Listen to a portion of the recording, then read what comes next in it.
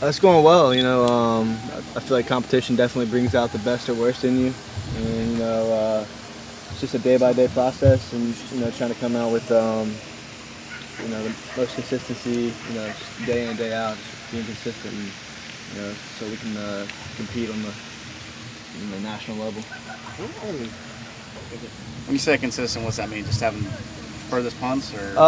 That's a good question. I think they say the perfect punt is specialist, but the perfect punt is 45 yards, 4 or 5 hang time, somewhere in there. So you don't want to be too far with too little hang time.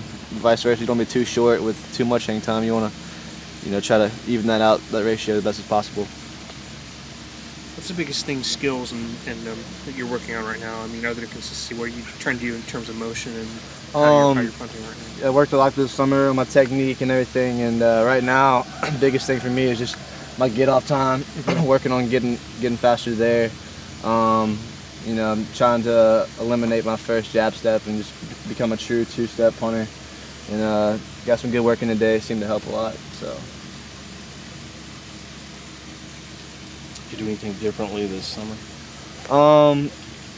Not in particular. I worked a lot with Dawson Zimmerman last year.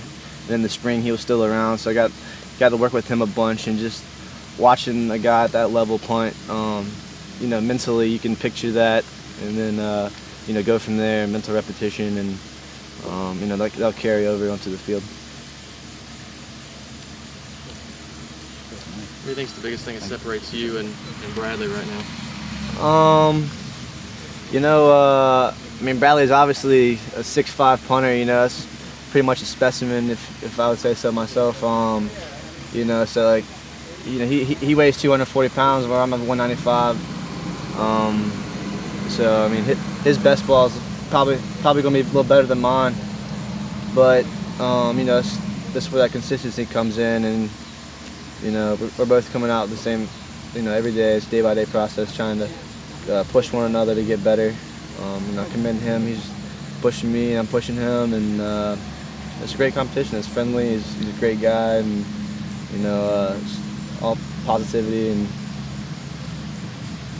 still working as a kickoff specialist as well. How's that going for you? I am, and it's going well. We haven't done too much kickoff. We've kicked a few in scrimmage, but I'm feeling confident there and comfortable. It's my 4th year doing that, and ready to get out there and lay a little wood if I have to, or something like that. But I'm anxious for the season to be fun. Didn't scare you off what happened to you last season?